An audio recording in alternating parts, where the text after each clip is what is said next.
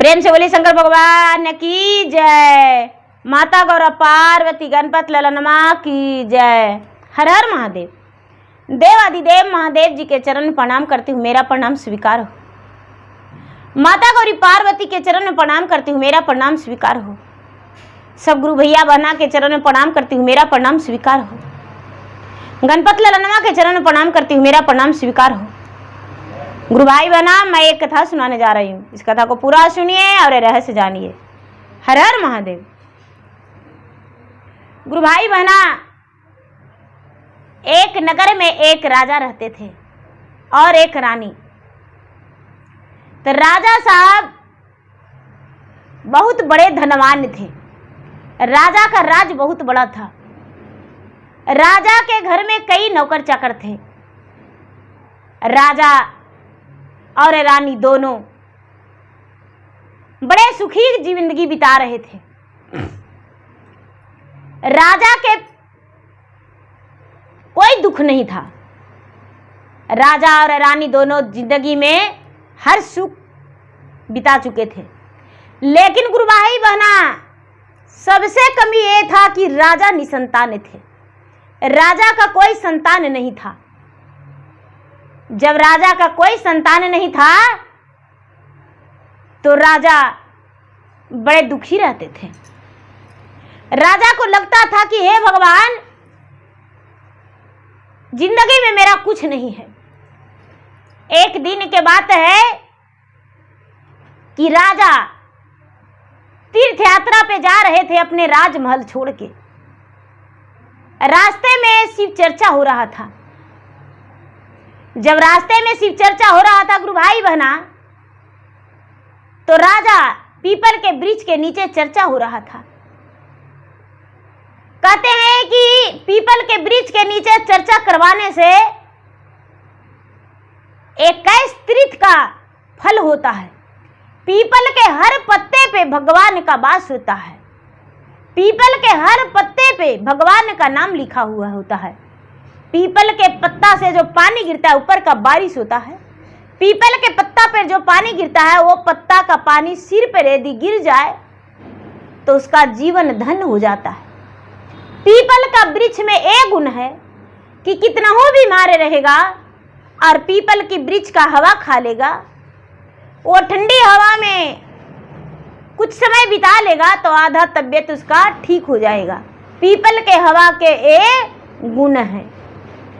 कहते हैं दीदी कि पीपल के वृक्ष पे भगवान देवता जो है 36 करोड़ देवता का वास होता है। हर डाल पे हर पत्ते पे भगवान का नाम होता है।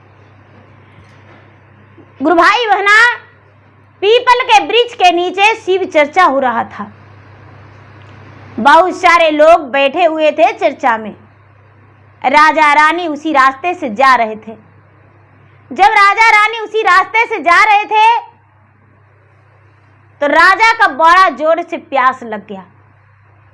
रानी से कहते हैं कि हे प्राणी प्रिय, हे जीवन संगनी, मुझे तो बहुत जोरों से प्यास लग गया। देखिए भगवान अपने भक्त को कैसे बुला लेते हैं अपने पास।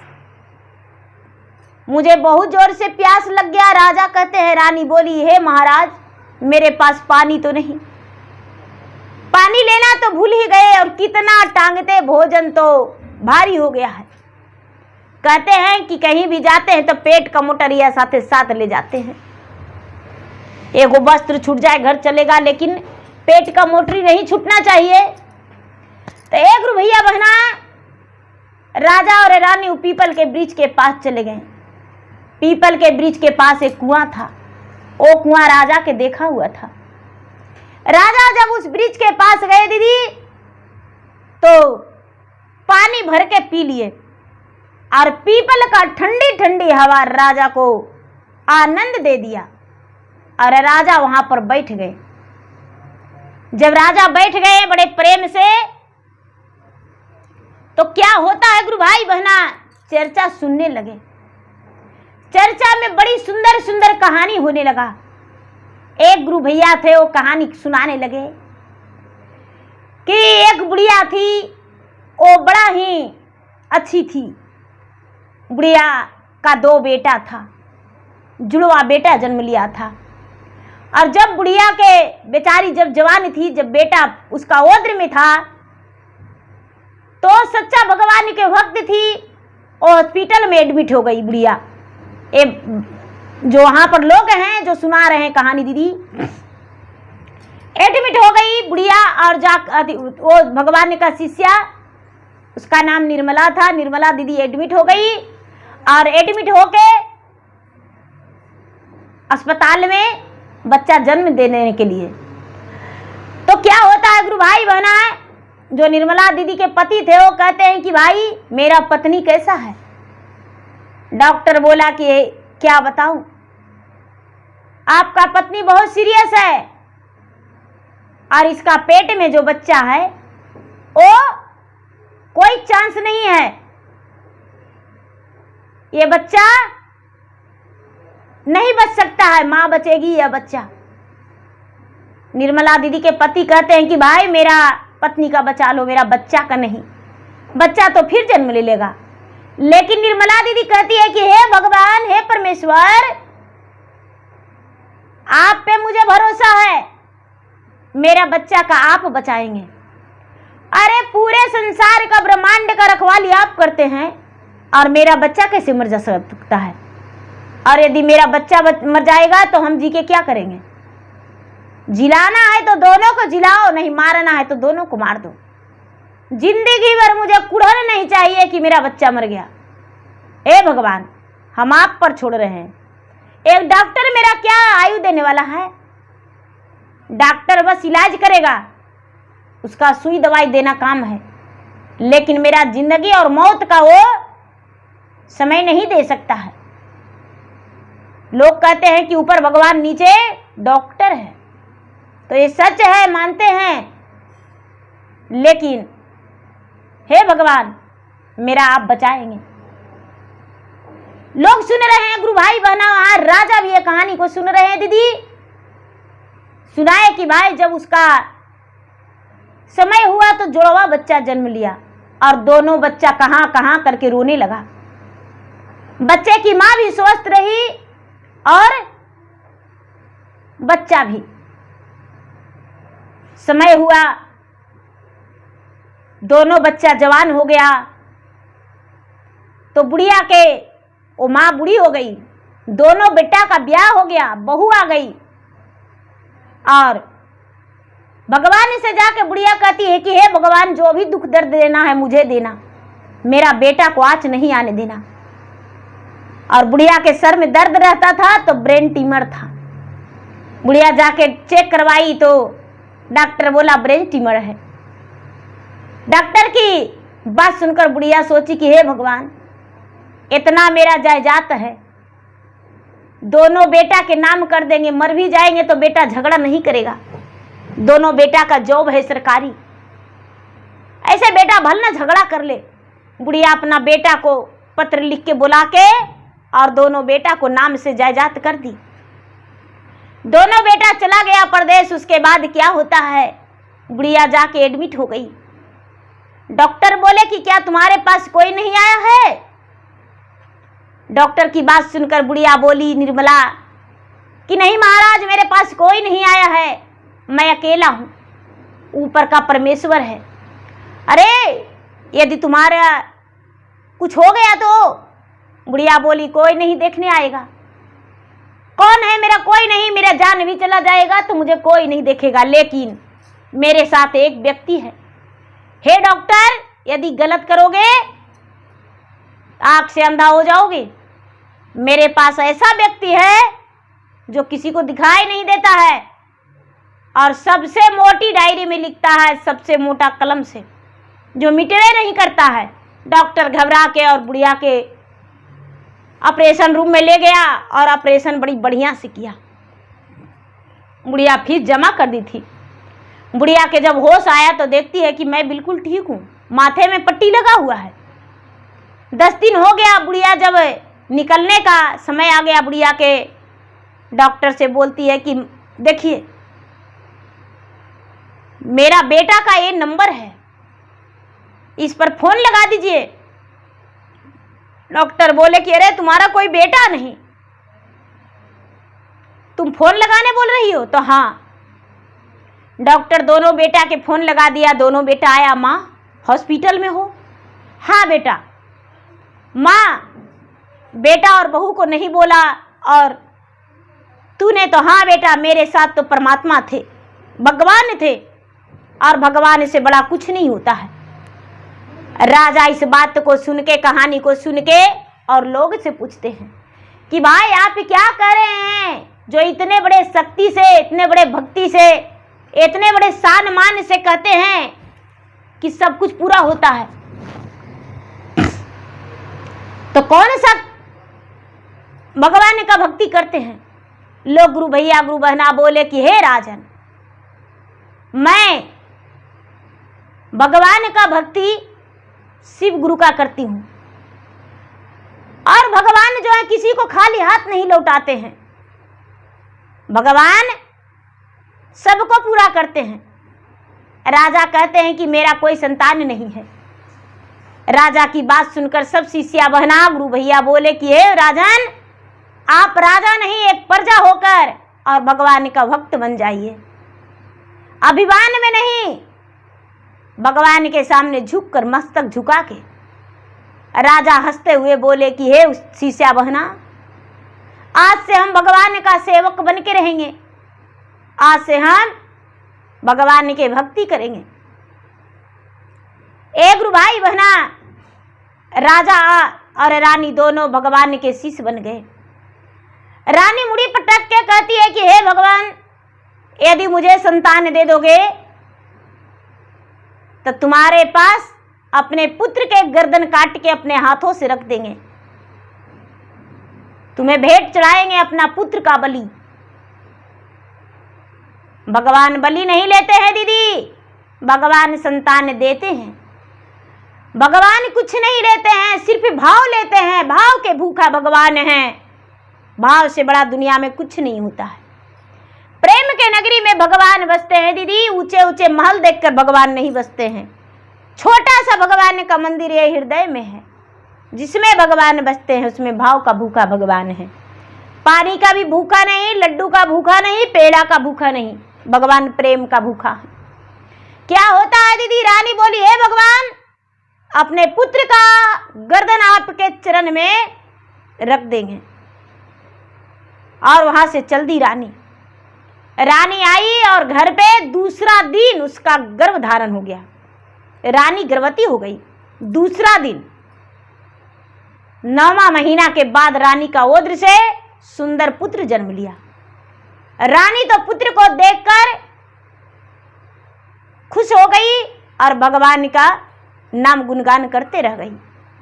धीरे धीरे धीरे धीरे धीरे धीरे समय बीता दीदी। बच्चा का 4 साल 5 साल हो गया तो फिर से रानी का एक पुत्र हुआ।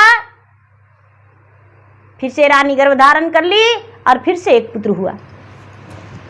अब क्या होता है दीदी? रानी का 2 पुत्र हुआ। तो रानी सोई हुई थी और रानी सपने में देख रही है कि मेरा 2 पुत्र है और हम बहुत बड़ा चर्चा करवाए हैं, दोनों पुत्र का बलि हम चर्चा में दे दिए हैं। और राजा जो है, राजा पूरा रो रहे हैं। रानी का चकचहा के नींद खुला, रानी व्याकुल हो गई। राजा पूछते हैं कि हे जीवन संगनी, आखिर क्या बात है जो आप इतनी रात में इतना बेचैन हैं? रानी भी हंसते हुए बोली, हे स्वामीनाथ, मैं क्या बताऊं, मैं ऐसी बड़ा सपना देखी हूं जो मैं किसी से कहने लायक नहीं। राजा बोले, क्या देखी हो? हे स्वामी, मैंने देखा हूं कि चर्चा करवा रहा हूं पीपल के वृक्ष के नीचे, और उसी चर्चा में मैंने अपना पुत्र का बलि दे दिया हूं।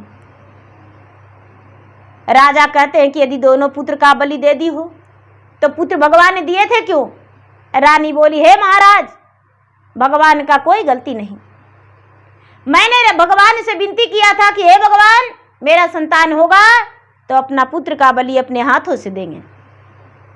राजा कहते हैं कि ये मुझसे नहीं होगा, मैं अपना पुत्र का बलि नहीं दे सकते हैं, मेरा 2 ही पुत्र है।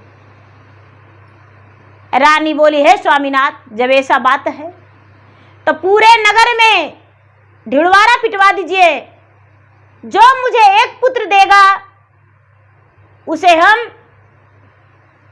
अपना जैसा महल, डाल भर सोना और आधा राजपट दे देंगे। जो कहेगी वो दे देंगे। वो बोलेगी कि तू अपना पूरे राज त्याग के और दूसरे नगर चले जाओ, तो अपने पुत्र को लेकर हम पूरा नगर को त्याग कर देंगे, लेकिन हमें पुत्र चाहिए। राजा क्या किए गुरु भाई बहना कि एक बहुत बड़ा ढोल मंगवाए, भर प्रात पान का बीड़ा रख दिए, लौंग सुपारी रख दिए और राज में पूरे अपने ढोला पिटवा दिए, ढोली से ढोल बजवा दिए कि बजाओ रे ढोली ढोल पूरे नगर में, और पूरा घूम घूम के कहवा दिए। राजा को जो पुत्र देगा उसे डाल भर सोना मिलेगा और अपना जैसा राजा महल बनवा देंगे। यदि राजा के वो अपना घर में नौकरानी बना के भी रखे तो रानी रहने के लिए तैयार है। राजा देश से भी निकाल दे तो निकलने के लिए तैयार है। राजा के घर में एक नौकरानी थी, उसका 7 पुत्र था। 7 पुत्र था गुरु भाई बहना। तो नौकरानी सोचती है, अपना पति से कहती है कि ए जी, राजे की यहाँ नौकरी करते हैं और 7 गो बेटा है, एक बेटा के दे देंगे तो क्या दिक्कत हो जाएगा। कनगोजर के एगो पैर यदि टूट जाता है तो कनगोजर बुलना छोड़ देगा। उतना बड़ा हाथी रहता, हाथी का एक पीस मांस कम जाएगा तो हाथी क्या मर जाएगा। इसीलिए 6 बेटा बचेगा और एक बेटा के बलि हम राजा के हवाले कर देंगे। 3 गो आपको रहेगा, 3 गो मेरा, और जो 3 गो के बीच में है वही बेटा को बलि दे देंगे। राजा कहते हैं कि कमियां कहता है, जो नौकर है वो कहता है कि मेरा तो इतना बड़ा करेजा नहीं कि अपना बेटा को हम काटने के लिए राजा के दे दें। कमिनिया बोली कि हे स्वामीनाथ, यदि सुखी जीवन बिताना चाहते हैं तो एगो बेटा के काटने के लिए दे दीजिए राजा को। 7 गो बेटा में 6 गो बचेगा, एगो मरेगा, क्या दिक्कत होगा। अरे वैसा होगा तो फिर बेटा पैदा हो जाएगा। कमीमा का कलेजा कांपने लगा, कलेजा कांपने लगा। दीदी बड़ा बेटा जो था बोला कि ए माँ, हम नून पानी घोर के रहेंगे, पी लेंगे माँ, लेकिन हम राजा के हाथ से बलि नहीं पड़ेंगे। हम राजा के घर मुझे मत बेचो माँ, राजा तेगा से मुझे काट देगा। एक गुरु भैया बहना दूसर का बेटा भी कहता है, ए माँ, हमको भूखे मर जाना भला है लेकिन राजा के हाथ से कटना नहीं है। तीसर का बेटा कहता है, ए माँ, गर्भे में मुझे क्यों नहीं मार डाली माँ, हम जब गर्भ में तुम्हारा थे तो मुझे मार देना चाहिए, पृथ्वी पर लाई हो क्यों जब राजा के हाथों से कटवा रही हो। तो चौथा बेटा कहता है कि माँ तुझे सुख चाहिए तो दे दो मुझे बलि के लिए राजा के, हम राजा के हाथों से कटने के लिए तैयार हैं। अरे मेरा कटाने से यदि तुम्हारा जिंदगी संवर जाता है, तुम्हारा राजपाट धन संपत्ति मिल जाता है, तो मुझे राजा के घर बेच दो माँ, बेच दो। बड़ा मुस्कुराते हुए नौकरनियां बोली कि हे स्वामीनाथ, मेरा जो चौथा बेटा है वो मेरे लिए अपना जिंदगी कुर्बान कर रहा है, हम दे देंगे राजा के। नौकरनियां जो है राजा के घर में जो झाड़ू पोछा लगाती थी, राजा के सोमर जहां पे लगा हुआ था, ढोली ढोल बजा रहा था, वो बोली जाके कि रे बजाओ ढोली ढोल, बजाओ नगाड़े, बजाओ तासे और मुझे दे दो पान का बीरा, लोग को बता दो मैं अपना चौथा पुत्र को त्याग कर दिया हूं। राजा बलि दे सकते हैं, लेकिन हाँ बदले में जो राजा जिस राजमहल में रहते हैं वही राजमहल हम लेंगे और रानी से झाड़ू पोछा करवाएंगे। जैसे राजा के घर में झाड़ू पोछा हम कर रहे थे, मेरा नौकरानी बन के रानी झाड़ू पोछा करेगी। ए गुरु भाई बहना, ढोली जो था, ढोली राजा के इस बात को पहुंचा दिया। राजा रानी दोनों नौकर नौकरानी बन के रहने के लिए तैयार हो गए और जो नौकरानियां थी वो रानी बनने के लिए तैयार हो गई। अब क्या होता है दीदी, राजा शिव चर्चा के तैयारी कर दी है उसी पीपल के वृक्ष के पास, उसी पीपल के वृक्ष के पास तैयारी कर दिए। पूरे नगर में अगल बगल पूरा मौजे में राजा निमंत्रण भेजवा दिए। पूरा लोगों के मन में हाहाकार चल रहा है कि राजा अपने नौकरानी को, बेटा को बलि देंगे और राजा अपना बेटा के जीवन के लिए नौकर और नौकरानी बन के अपना ही राजमहल में रहेंगे। राजा के बात सब अचंभो कर रहा है, चकित हो रहा है राजा के बात से। एक गुरु भाई बहना, चर्चा के दिन सोमवार के पड़ गया। राजा तैयारी कर लिए, नौकरानी के पास जब लाने गए उस बेटा को, तो बेटा बोलता है, वो नौकरानी बोली कि बेटा तू राजा के पास चला जाओ, राजा साहब तुम्हें बलि देने के लिए ले जाने आए हैं। तो नौकर का बेटा कहता है, एक ही महतरी आए रामा और एक ही पिताजी और एक ही है माता के राजी। अरे हाथ नाही कपलोए माता और मुखमा नाही लाजए लोजी। अरे पुत्रा के कैसे देव बलिदाना जी, नहीं ओ में कैलिए माता और कवनो कसूरबाजी और नहीं कैली चोरी चन डाली जी। धन में करन में माता और बेचला राजा हाथवाजी और भोगी लिया सुख सन सारा जी। 7 गो बेटवा माता और संगे संगे रहली जी और बिसारी दिया हमारा के नाम जी। एक गुरु भाई बहना, इतना कह के राजा के हाथ को पकड़ लेता है बच्चा, राजा के हाथ को पकड़ लेता है और पकड़ के और कहता है कि चलिए राजा साहब, बलि जल्दी से दीजिएगा, एक तेगा मारिएगा जिसमें मेरा गर्दन कट जाए, भगवान प्रसन्न हो जाए मेरा रक्त पीकर और मुझे दर्द भी नहीं होगा, मुझे दर्द भी नहीं होगा और भगवान प्रसन्न हो जाएंगे। एक गुरु भाई बहना, बच्चा ज्यादा बड़ा नहीं था, सिर्फ 10 साल का बच्चा था। वो बच्चा राजा के हाथ पकड़ लिया और राजा के साथ चल दिया।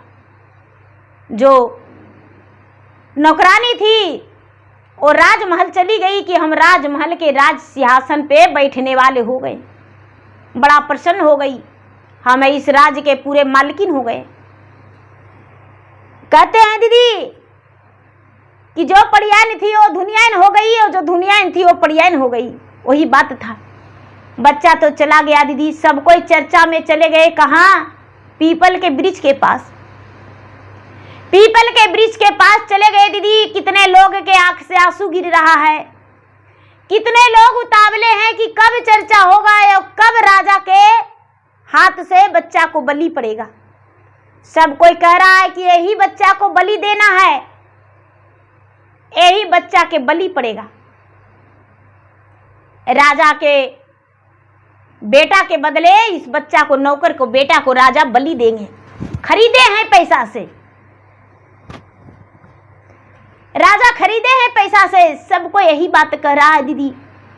ए गुरु भैया, ए गुरु बहना, देखिए क्या होता है। चर्चा जब पूरा हो गया, कितना लोग कहते हैं कि भैया हमको प्रसादी दे दीजिए, हम घर चले जाएंगे, हम बलि देते हुए नहीं देख सकते हैं, हम बलि देते हुए नहीं देख सकते हैं। बहुत लोग जो थे प्रसादी लेकर चले गए। चर्चा संपन्न हुआ तो उसके बाद शाम का समय था, सूरज का किरण थोड़ा थोड़ा बच रहा था और शाम भी नहीं हुआ था। गुरु भाई बहना, देखिए क्या होता है। राजा तेगा उठाए, तेगा को बड़े प्रेम से घी लगाए तेगा में और सिंदूर से रानी पूजा की। फूल का हार तेगा में पहनाई और फूल का हार बच्चे का पहनाई।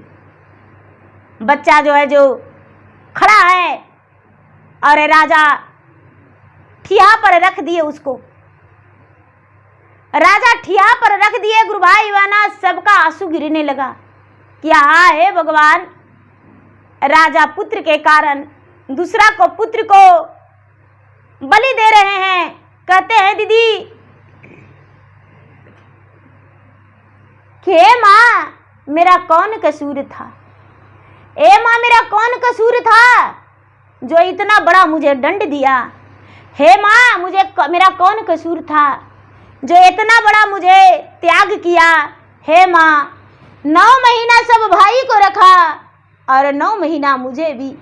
हे माँ, जिस गोद में सब भाई को तूने खिलाया माँ, उसी गोद में मुझे खिलाया।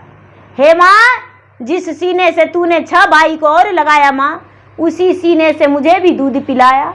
माँ, मेरा कौन कसूर था माँ जो आज राजा के हाथों मुझे बलि देने को लिए दे दिया माँ? इतना कह के दीदी, और बच्चा ठिया पर लग गया। बच्चा ठिया पर मुड़ी धर दिया। राजा जो है, राजा एक बार मारे, लेकिन बच्चा में थोड़ा सा भी नहीं अमाया, थोड़ा सा भी नहीं अमाया, तनिक भी नहीं अमाया। फिर से मारे राजा तेगा से, फिर से दाग नहीं लगा दीदी। फिर से राजा तेगा से मारे, दाग नहीं लगा। राजा ऐसे करके कई बार बच्चा पे चलाए तेगा। बच्चा बड़े प्रेम से कहता है, हथवा में ले लाए राजा और सोने के राते गवाजी, और जैसे लागो फूलवा समान जी, मोरो गरदनी आए राजा, तेगा नाही सटले जी, जल्दी से देहू तेगा चलाई जी। एक गुरु भाई बहना, बच्चा करा है, राजा साहब आप क्या कर रहे हैं? जल्दी से मेरा गर्दन पे तेगा चलाइए ना, हम कटने को लिए ठिया पर तैयार हैं। राजा तेगा चला रहे हैं दीदी। तेगा सट भी नहीं रहा है बच्चा में, और ना तो राजा का हाथ कांप रहा है। राजा कई बार तेगा चलाए। रानी गुस्से में अंगार होकर कहती है राजा से कि हे स्वामीनाथ, आप गलत कर रहे हैं, आप गलत कर रहे हैं। आप क्यों नहीं तेगा चला रहे हैं? इस बालक को क्यों नहीं काट रहे हैं? आप क्या कारण है जो बच्चा को छोड़ रहे हैं? लाइए, आपसे नहीं कटता है तो हम इस बच्चे को काट डालेंगे। कहते हैं दीदी कि स्त्री के जाति बलि नहीं देती है। तेगा जैसी उठा के और तेगा उसाही, और ब्रह्मा और विष्णु और महेश, लक्ष्मी और सरस्वती और पार्वती वहां पर प्रकट हो गए। प्रकट हो गए और रानी से कहते हैं कि हे अभद्र व्यवहार वाली रानी, तू स्त्री जाति के नाम पर एक कलंकनी हो। अरे बच्चा का पत्थर का शरीर है, तेरा तेगा से क्या विश्व का तेगा आ जाएगा, फिर भी इसका गर्दन नहीं कटेगा। ये पत्थर हो गया है, पत्थर, तुम्हारा तेगा से नहीं कटने वाला। तूने तो गछी थी कि अपना बेटा को हम गर्दन चढ़ाएंगे, तो कमिया को बेटा को लालच देकर और इसका गर्दन चढ़ा रही हो। तुम में क्षमता है तो अपना तेगा से अपना गर्दन काट के और मुझे एक चुरु खून पिला दो, माता दुर्गा कहते हैं। एक गुरु भैया बहना रानी हाथ जोड़ के कहती है, हे माते मुझसे गलती हो गया, मैं सचमुच में नारी के नाम पे एक कलंकनी हूं और मुझे ये अपराध नहीं करना चाहिए। हे माते दोबारा गलती ऐसा नहीं करेंगे, क्षमा कर दीजिए मुझे। माता दुर्गा कहते हैं कि क्षमा के लायक तुम नहीं हो, तुम अंधी हो जाओगी। अपने पुत्र की लालच में दूसरे के पुत्र के बलि दे रही थी। और गुरु भाई बहना जिसका बच्चा था, जिस नौकरानी का, उसे माता कहते हैं, ब्रह्मा विष्णु कहते हैं कि अरे कलंकनी, जब तुम्हें बेटा का बेचना ही था, बलि देना ही था आंखों के सामने, जिस दिन पुत्र जन्म लिया था उस दिन गला क्यों नहीं दबा दी थी? धन के लालच में अपना बेटा को बेच डाली और उसका अच्छा बेटा था गुरु भाई बहना पट पट बेहोश हो गया, पट पट बेहोश हो गया। सब नौकरानी देखती है तो नस नाड़ी उसका बंद हो गया। नौकरानी अपना बेटा को लेकर रो रही है कि हे भगवान, मेरा बेटा मर गया, मेरा बेटा मर गया। माता दुर्गा कहते हैं कि अरे कलंकनी, एक बेटा को बलि दिवा रही हो और दूसरा बेटा को गोद में लेकर रो रही हो कि मेरा बेटा मर गया। यदि इसका बलि पड़ जाता तो क्या इस बेटा नहीं मरता? ये बेटा जिंदा रह जाता? कभी भी कोई मनुष्य का बलि नहीं देगा। भगवान जो है प्रेम का भूखा है, भगवान भाव का भूखा है। भगवान कभी ये नहीं कहते हैं कि मुझे ये बलि दो, वो बलि दो। भावना में मत पड़ना। एक गुरु भाई बना सारे लोग बड़ी प्रेम से ताली बजाएं। सब देवी देवता जो थे अदृश्य हो गए। राजा हाथ जोड़ के सब लोगों से क्षमा मांगे और वो बच्चा को कहते हैं कि भाई तुम्हें हम आधा राज आधा पाट देने को लिए बोले हैं, आधा राज आधा पाट दे देंगे, अपना जैसा मकान बना देंगे, लेकिन ये बच्चा आज से मेरा है। आज से मेरा 3 बेटा हो गया, क्योंकि ये बच्चा को मैंने खरीदा हूं और ये बच्चा मेरा हो गया। नौकरानी जो है उसका सीने में दर्द हो गया कि नहीं राजा साहब, ये बेटा मेरा है। राजा कहते हैं कि नहीं, हम इस बेटा को नहीं दे सकते हैं, इसे हम पैसा से खरीदे हैं। मेरा आंख खुल गया कि किसी का पुत्र को अपना पुत्र से ज्यादा मानना चाहिए और इसे हम मान सम्मान देते हैं। राजा भी हंसते हुए तीनों पुत्र को गले लगा लिए और घर चले गए। आधा राज आधा पाट, डाल भर सोना, अपना जैसा महन नौकरानी को बना दिए। और जो कमिया का बेटा था दीदी, उसी को राज अभिषेक कर दिए। बड़ा होने पर उसी को राज का राज अभिषेक कर दिए और उसे अपना पुत्र से भी ज्यादा मानने लगे। राजा का 3 बेटा का नाम घोषणा हुआ। राजा साहब का 3 बेटा है। गुरु भाई बहना नौकरनियां जो थी, एक दिन के कहते हैं 3 दिन का चांदनी फिर अंधेरी रात। राजा तो अपना राजपाट चलाते रह गए। उनके घर में मेहनत मजदूरी सब लोग करने वाले थे, उनका बिजनेस चलते रह गया। लेकिन जो मुसहरनियां थी गुरु भाई बहना नौकरनियां, वो क्या करती है कि उसका पति जो था धन देख के बौरा गया, पगला गया और बेचना शुरू कर दिया। जो उसके पास सोना चांदी रुपया पैसा अन्न धन था वो बुड़ाना शुरू कर दिया। धीरे धीरे धीरे धीरे दीदी 2-4 साल में फिर राजा के घर में और राजे खरीद लिए, सब राजे खरीद लिए। 2-4 साल 5 साल होते होते दीदी जितना धन संपत्ति था सब फिर से राजा के घर में आ गया और नौकरानियां फिर से नौकरानियां झाड़ू पोछा बर्तन करने लगी राजा के घर में। जो नौकरानियां के 6 बेटा था दीदी, 6 नौकरे बन के रहने लगा, लेकिन वो एक बेटा जो था वो राज्य के राजा बन गया। राजा अपने हाथों से उसे पढ़ाए लिखाए मेहनत किए और वही बेटा राजा को ज़्यादा मान सम्मान भी देता था, राजा के तकलीफ को दर्द को समझता था। तो देखिए गुरु भाई बहना, यदि ये कथा आपको अच्छा लगे तो इस कथा को लाइक कीजिए और कमेंट बॉक्स में ज़रूर लिखिएगा कि क्या ये सही था जो नौकरानी अपना बेटा को बलि चढ़ाने के लिए दे दिया। 7 बेटा में क्या एक बेटा फालतू हो सकता है? नहीं, अपना जान से ज़्यादा बेटा को माना जाता है। कानी उंगली में दर्द होता है बेटा को तो माँ के कलेजा में दर्द होता है, कलेजा धड़कता है।